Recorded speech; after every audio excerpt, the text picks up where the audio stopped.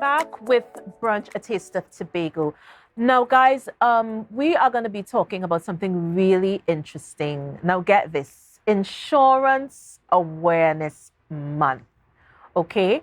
Now, this has been creating a buzz. It's really a topic of conversation, and my next guest is going to speak very candidly to that. Mr. Brendon Gray joins us again, and we're going to be talking about Insurance Month, Insurance Awareness Month.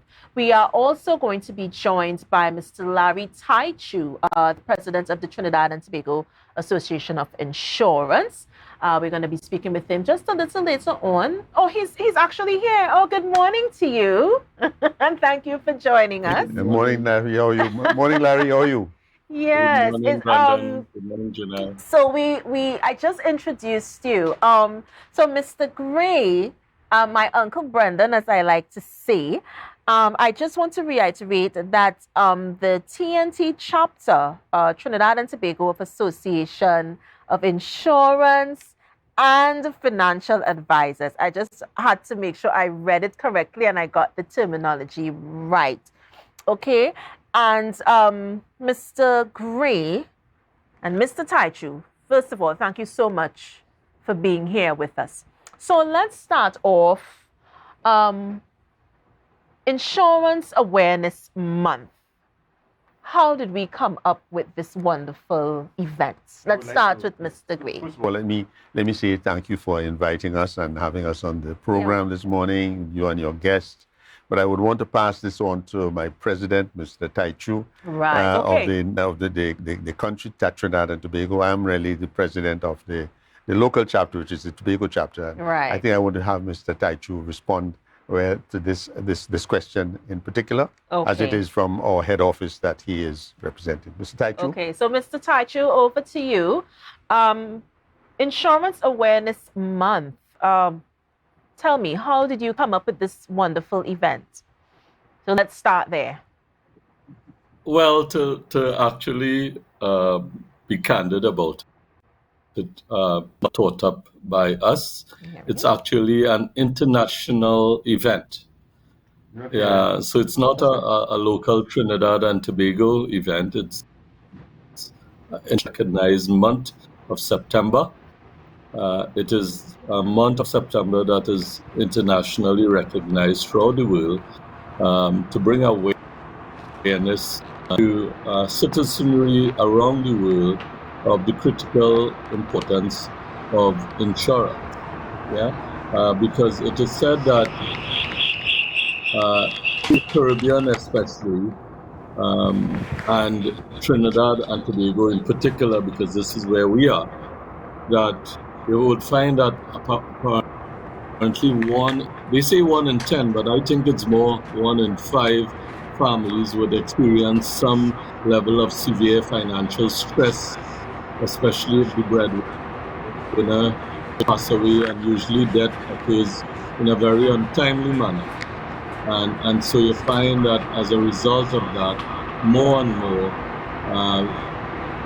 we try to do as associations around the world, and us in particular in Trinidad and Tobago, to try and sensitize the public more and more of the core insurance in some form of fashion throughout our society. We find that in first world countries is not even and we know that we have insurance for every single thing. But in countries like ours, developing countries, you find that it is not well, put it this way, they say that our entire region is underinsured. And while I may speak to an individual and I would ask them, do you have insurance? And some will say, yes, Mr. Taichu, I do. And I say, well, could I ask how long ago you bought this. And you say, well, I bought it when I started working with my mom and dad insisted that I get it. And when you ask them how they have increased, it might be just about 1 year's annual income. And so if the person is a married person, I would ask them a very blunt question. So after the first year or two, for a young family like yourself, what do you plan to do for your family for the rest of the and then that's a big eye-opening question. Yeah, you know, I am so so much more sensitized to some of the insurance jargon, some of the the definitions, the terms, the benefits of having insurance, life insurance for that matter. We have touched on life insurance for like some time now, since doing the show. So Insurance Awareness Month, is it something that is catering to other parts of the world? I just wanted to reiterate that point for the viewers. Is it something that is designed for a worldwide type of participation? It is a global event. Right. The month of September is dedicated as Insurance Month awareness globally. Right. And not just locally. Yeah. Right. So in terms of sensitizing, well, you're more or less sensitizing the world. You just mentioned that it's not just a local event, it's in fact regional and also international. But what is the conversation like when coming to insurance? Are we moving in a positive direction? Are more people getting involved and getting their acts together when it comes to insurance? What are your thoughts on that? Okay, so and that's an excellent question. Recently, we just completed at the a new 5-year strategic plan, and we saw it fit to have a subcommittee, among others, dedicated to marketing and PR, because the average citizen outside there is it what insurance is what they think about, and you find that because people, our society, and it was said to me by JD yesterday on the station. He said we tend to have a reactive society, but here's the thing: insurance must be done proactively, never reactively, because reactive is already too late. So we try our best to, on the ground, have be on the outside there. It's a different career to other careers in the sense that other careers, their patients or their clients come to them. In our, we go to you. We ask for the opportunity to sit and have a very personal conversation, because most people don't think of the need for insurance until something happens. But our agents are trained to go outside there. When I say our agents are talking about all the companies, to go outside there and interact with the public, and usually it is via what we call the referral system. Somebody, and when we make a phone call, it is to introduce ourselves and speak of the friend or the family member who has their name and asked us if we could have a conversation with them, no obligation, to see if we can be of service to you at this point in time. And I said, worst case scenario is you get a refresher of what you have. I would like I would Mr. say Gray. that what Larry spoke about is more for the customer side of the issue. I would want to speak more in terms of how does the agent fit into the insurance month. Okay. The insurance month now is giving the tools to the agents and giving the tools to the administration of insurance in a way that they will perform their duties in a particular way as it's prescribed by our law, the laws of the land. Because there is a law, there is an act, Insurance Act, that was instituted in the 1980 Act, which was recently updated to the 2018 Act. Am I right with that, Larry? 2018? It was the new act came out in 2018, but it was effected 3 years ago, assented by the president. And while our regulators, which is Central Bank of Trinidad and Tobago, you know, in a lot of our laws, it's almost impossible to wait till before you enact, and what you will tend to do is do amendments along the way as things manifest or people are able to see areas that may be deficient.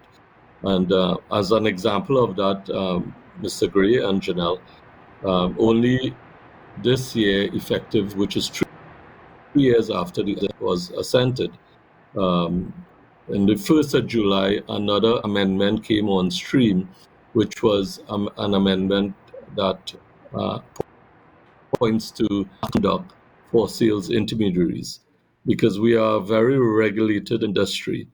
And so while we are interacting with the public on one side, agents and sales intermediaries have guidelines of how they are to operate in the public domain, and also including how they choose to even advertise via social media, because nowadays social media is a big thing, but is now regulated as the do's and don'ts, because it's important to, while agents may and sales intermediaries may want to perform, there must be guidelines and professional guidelines at that.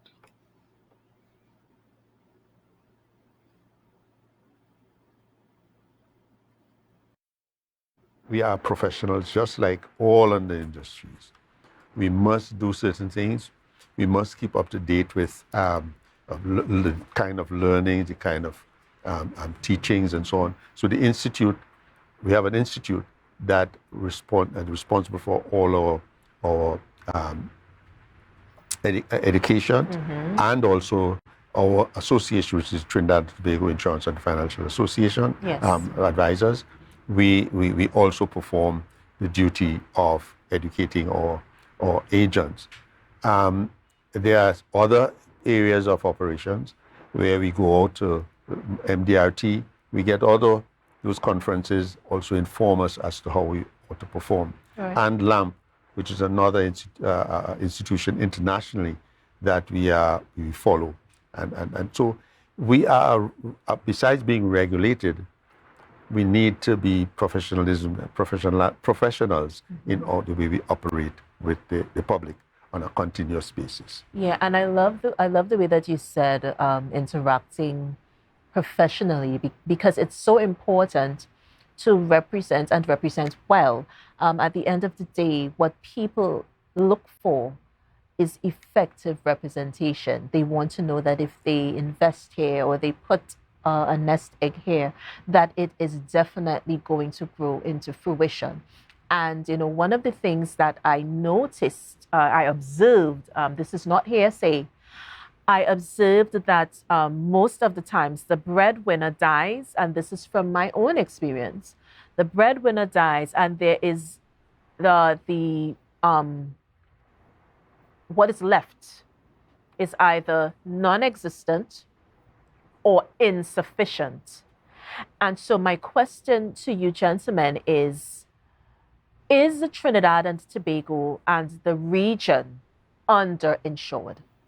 I would say In some instances, because it depends on the ability to pay. It's always based on that ability. The agents, again, as I said, as a professional that agent is, they would then try to look for the various products based on the availability of funds, based on the need analysis that should be done with the customer to find out, well, what your need really is. Because you have that discussion. A lot of discussion will go on, and it's to look for the best, the interests of the customer at all times. How do you present? What do you present? And it must be always to the interests of the customer. Because as you rightfully said, when someone, the breadwinner, dies, it does not mean that all the dreams and aspirations of the children, because most of the time you would tell the child, go to school, and in the evening, did you do your homework? So every night you come home, there's a demand for you to do your best in school. But that child will have a dream as to what that child would want to become. And because the breadwinner dies, would that dream be lost? Is that dream going to be lost?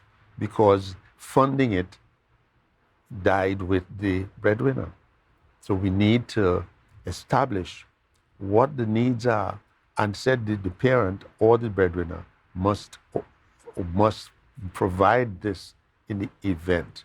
We do not have the glass mirror to say you will or you won't. So we need to provide it in the event.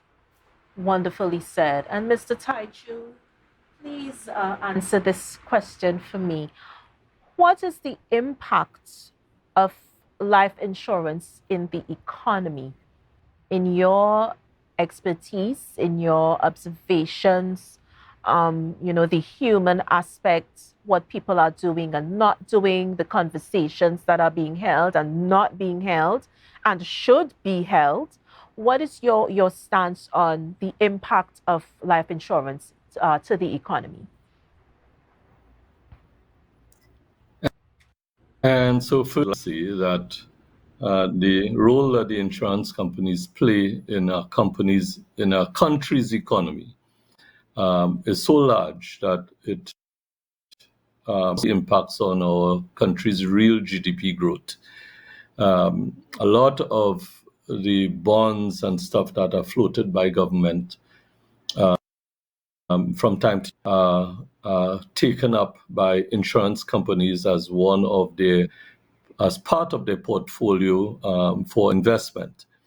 Now, most of the public do not know that insurance companies, being so heavily regulated, are guided by what percentages can be invested in what types of instruments, and what percentage of those instruments must be invested locally.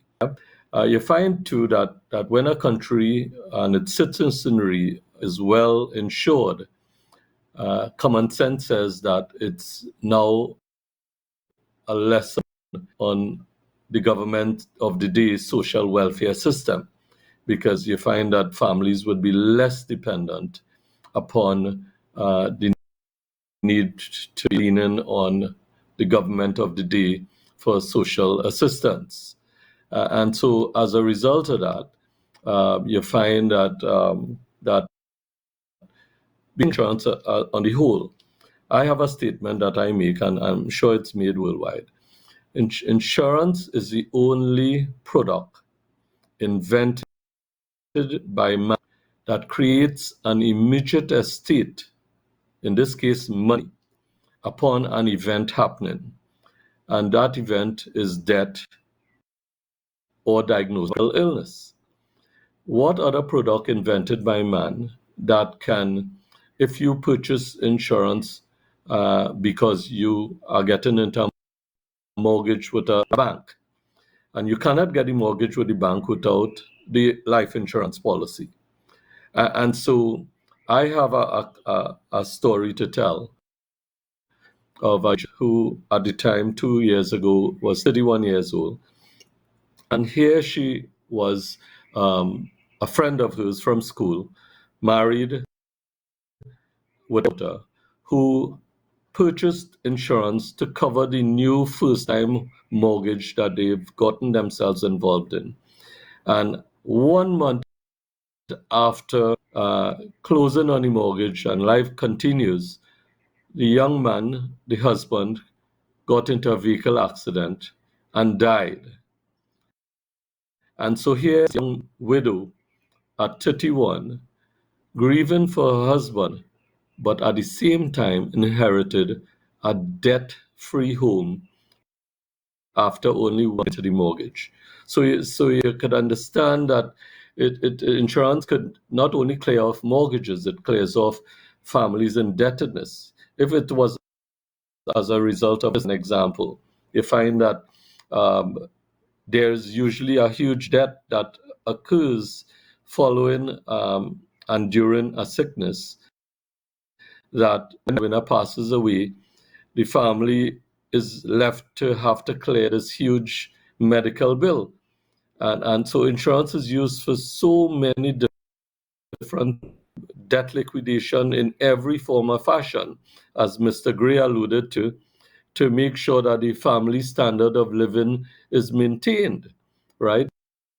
And all the generations for the family and for the children's future education is taken care of, because it is like the love gift for the family that I want to be here with you all. But if an event, because life is so uncertain, if an event, something happens to me, that I could still make sure that you go in your own home and the children could still get the kind of education as though I was still here. And so nobody buys insurance, Janelle, who've ever having to use it. Do you jump out of an aeroplane and then wonder if you have on a parachute? You know, it's something that must be done, as I said, proactively and never reactively. But Janelle, one of the questions that is posed to me sometimes is, Mr. Taichu, I cannot afford. And usually when that statement is made, it's usually made as a blanket statement without really even a person or a family go to their actual costing and so forth. Mr. Gray alluded to the fact of that when agents interact with a client and their families, one of the key in that discussion is also budgeting. Yeah, because I advocate, and all companies advocate, and even the old people, never hang your hat where you cannot reach, right? So you always put in place in different aspects of a family's budget based on affordability. But that is a work in progress too, because people's situations change over time. Yeah, Jenna? One of the questions that keeps coming up, people keep buzzing this around the financial community. What about persons who feel that they were wronged? What about a client who feels that he or she was wronged? What would be the redress if such a situation was to occur? Mr. Greer, you take this one. Well, basically, I'm not seeing it from a perspective that the customer is wrong. Sometimes it's a misunderstanding. Usually, that's what I find most of the case. So you need to sit and have an open discussion on what the situation was and what it is. And sometimes, as I said, we find that the customer will have a view or vision thinking this is the situation that I got myself involved in. But when you go back, and this is why we are regulated, so we must keep documentation. So if we have a discussion with a customer, there's a document that says what that discussion was all about, what was the recommendation that was made, and did the customer understand what was the discussion, what was the recommendation, and the customer will have to sign to that. So it is, as Larry has indicated, we are very regulated, highly regulated, so that if you need to have an investigation, the central bank can come in and find out what the discussion was, and then will determine whether the agent was at fault or it's a misunderstanding, as the case might be. And because of the regulation that we are involved in with the Act, we have penalties if we are found to be wronged, we did something that is not proper and practice. So, and the first step must be to have a full and open discussion with the customer to find out what is happening. As a manager, and as Larry will tell you, as a manager, we have to look at what our agents, and we all sign forms. So one of the agents would bring an application. We have to review it. If we think that there's anything, we have to ask questions on it.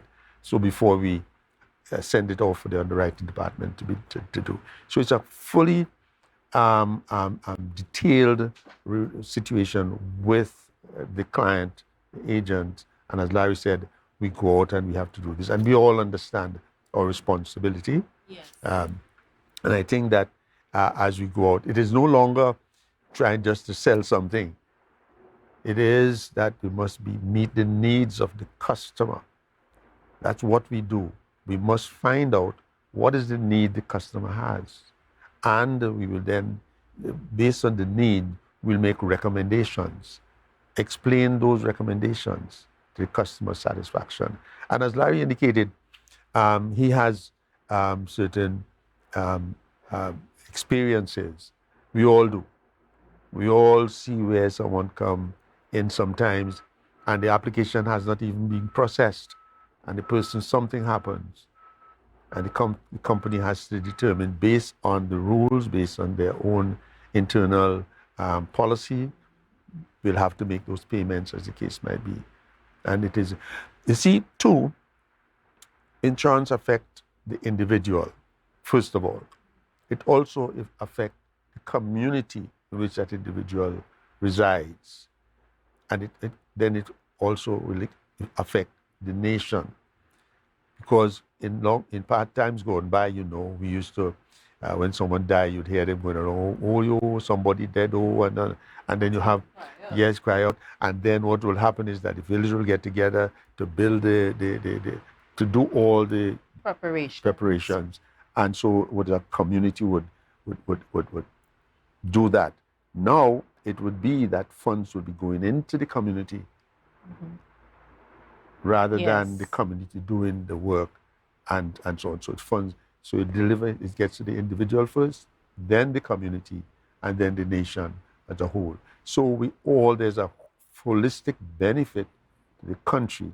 And I remember somewhere along the line, I heard or even our chief secretary spoke to the influence of insurance companies on the GDP of Tobago. Yes. He referred to that.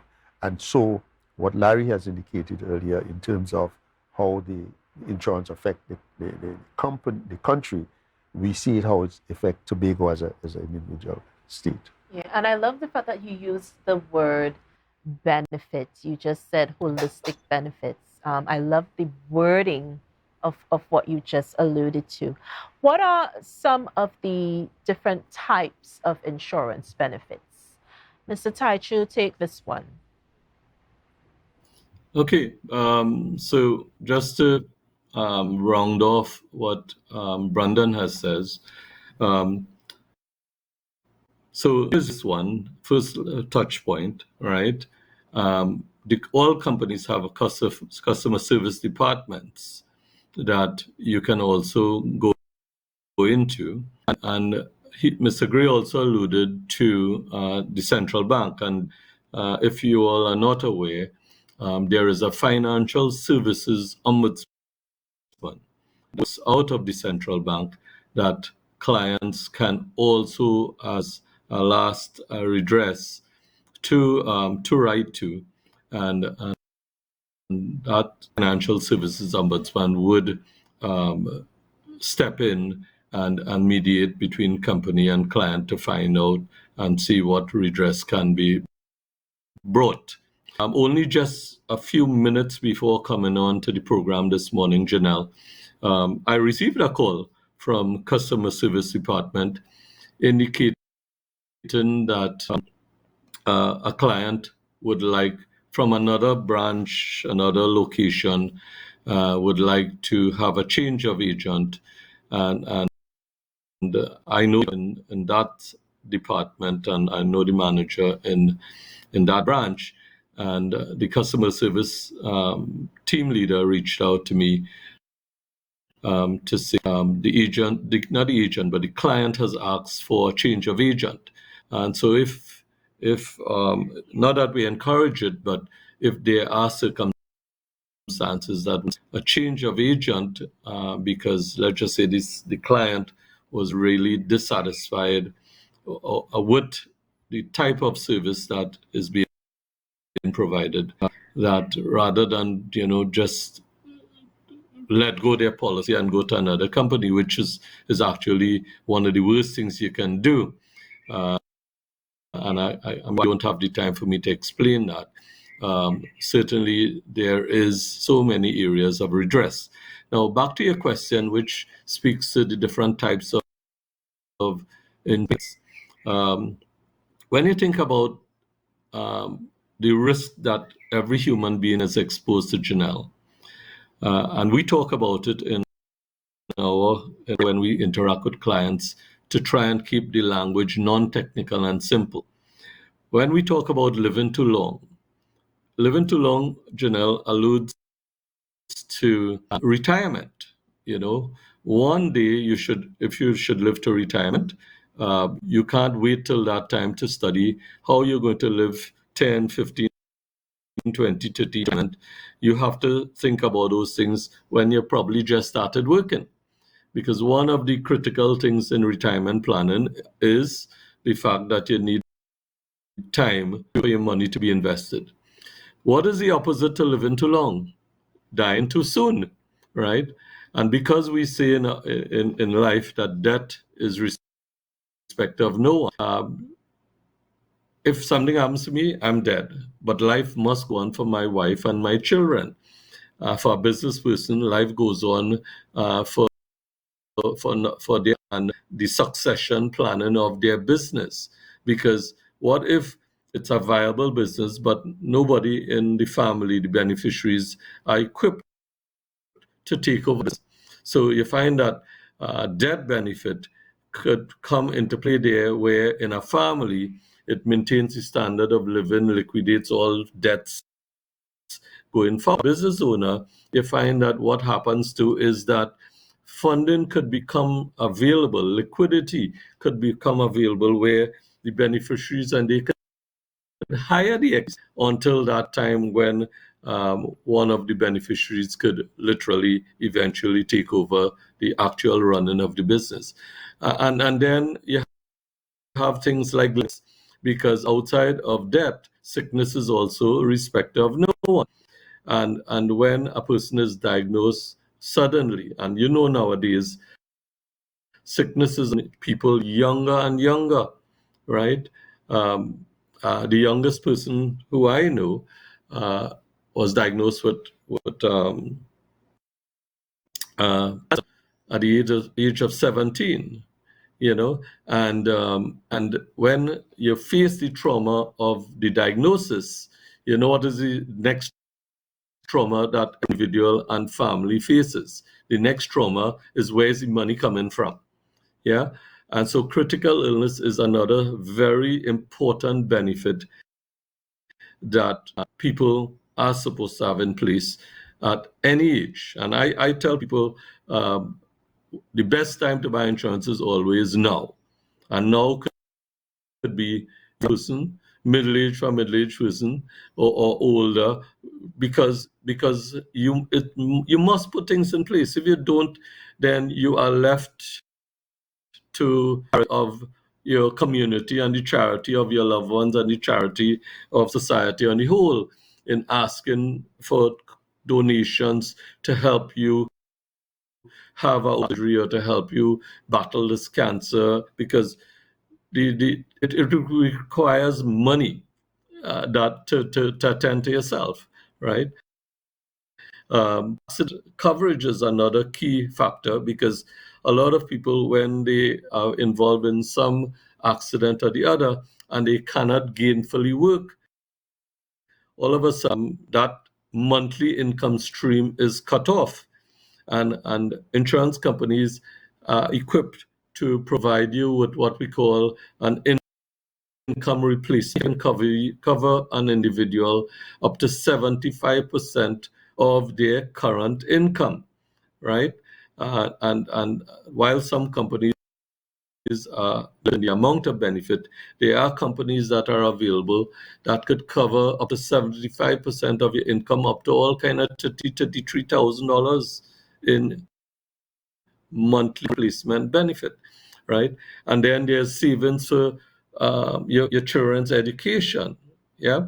And don't talk about the one that we're well equipped for. In insurance agents are trained to service clients in the entire range of general insurances. You know, your compulsory, your house insurance, commercial, you name it, we do it. And because it is said that the biggest investment you in life for the average citizen, for example, might be purchasing a home. Yeah. But you know what? Purchasing a home is one aspect of it. That if anything ever happened to this home, that you can recover from it is another thing. Yeah. And so all insurance intermediaries are trained and equipped to, when they sit with a client, to be, I like to call it like a one-stop shop service. Yeah. Mm-hmm. You touched on so many topics in that space of time, because I know the viewers are buzzing right now, because there's so many questions that they would have and so many concerns. We still have a very large number of persons who are afraid, who are hesitant, and most times just unwilling to even go the insurance route. And so this is why I love doing this show, because sensitization is so important, education is so important. And insurance is a service that really impacts so many various aspects of our lives. You touched on low income, death in the family, things like that. And so it's one of those services that is really needed, not just in our space, but worldly. Internationally, it needs to be recognized as to the benefits of having insurance, life Janelle, insurance, could I as make a a, matter of could, fact. yeah, Yeah. I would could I like make to also indicate Larry as the president of the association. Our association is responsible for building agents, and although Larry may be working for one company and I am working for another, but you would not believe the synergy that we have Yes. with how we present ourselves to the public. We do not present ourselves as company A or company B, and this company is better than this company, as the case might be. Mm-hmm. What we do and we must do, based on our responsibility and our legacy, is to present the customer with the best opportunity, the best product, based on what their needs are. Yes. And the risks that they are running. Looking at the family in a whole, looking at the business in a whole, looking at what their succession plans are. So we do a comprehensive discussion when we meet a client. And you recently had one of my agents here, Sankofa, and I'm sure the impression she gave to you Oh, was yes. one of of this is how we operate. Yes. And her personality really engaged the meeting. And I was very proud of what Yes. took place that morning and how the interview went. And that is basically how, and an agent, we look at what we do with people and for people, and how we will garner their support and garner their understanding, be trustworthy, how they trust us in terms of how you present and what you present to the customer. And so Larry is doing a very good, a wonderful job as the Yes, president very. of the association. And now, You know, we're getting ready to wrap, but just before we do that, I just wanted to touch really quickly on loss of income coverage. I just want to touch really briefly on that. We had a lot of persons who were unemployed during the pandemic. Most of us rose to the occasion. We started using our talents or skills and finding niches that we could operate in. But there were others who were strapped for cash, as they say. Just touch really briefly on loss of income coverage. Uncle Larry, I'll leave this one to you. Yeah. Funny you, funny you should call me Uncle Larry. Everybody calls me Uncle Larry. Um, so before I answer that question, let me tell you how simply I answer a client in a manner that our society is very familiar with.